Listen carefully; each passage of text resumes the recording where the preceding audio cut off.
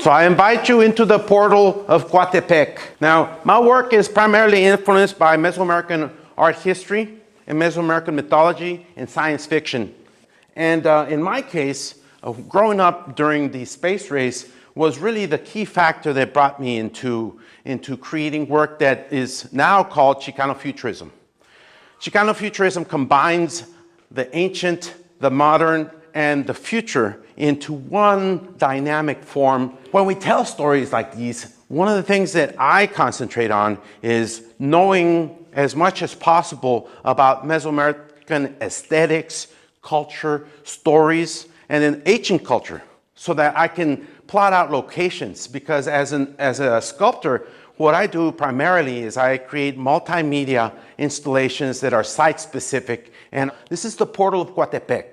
It is the mountain of snakes where the Earth Mother from Mesoamerican mythology lived. Now, at that mountain, one very, very important thing happened.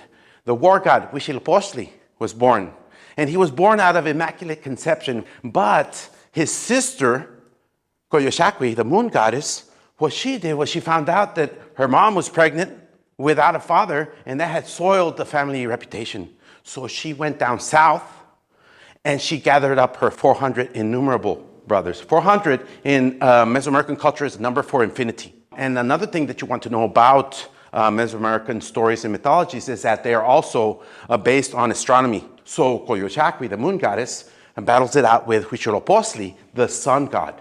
And at the end of the day, the sun god wins and chops Coyolxauqui into 4 pieces and rolls her down. What I'm dealing with is the actual portal, the bridge. And the bridge is divided into the 4 cardinal points of the universe, and it's held up by the sky bearers, which are the 4 main gods within the pantheons of the Mesoamerican mythology. We start with the east, Xipi Totec, which is the god of the springtime. So in the case of Xipi Totec, he's known as the flayed one. So the celebration for Xipi Totec is the flaying of a sacrificial victim and the wearing of that skin by the priest in order to bless the grounds for the next crop to come. And that's usually done in the springtime.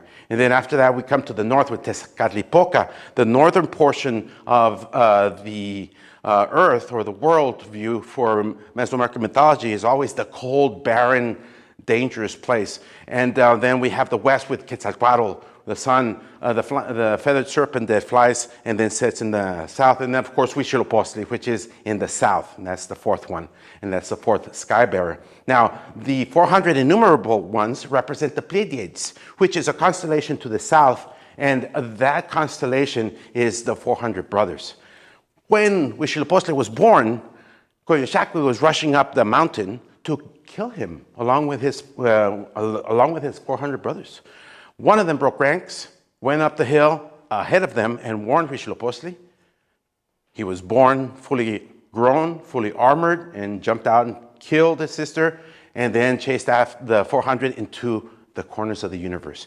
So that story is the basis for this portal installation. And each one of these sky bearers are placed in the cardinal direction. And that's the degree of preciseness with the installation, which is site-specific. And then there's the 5th point, or so to speak, the 5th element. When you're in the center, you become the axis mundi. The axis mundi is the connection bridge between the upper world, the real world, and the lower world. And so you become the axis mundi. And that's what it means. You are the center of your universe. And that's the story that is produced with this bridge here.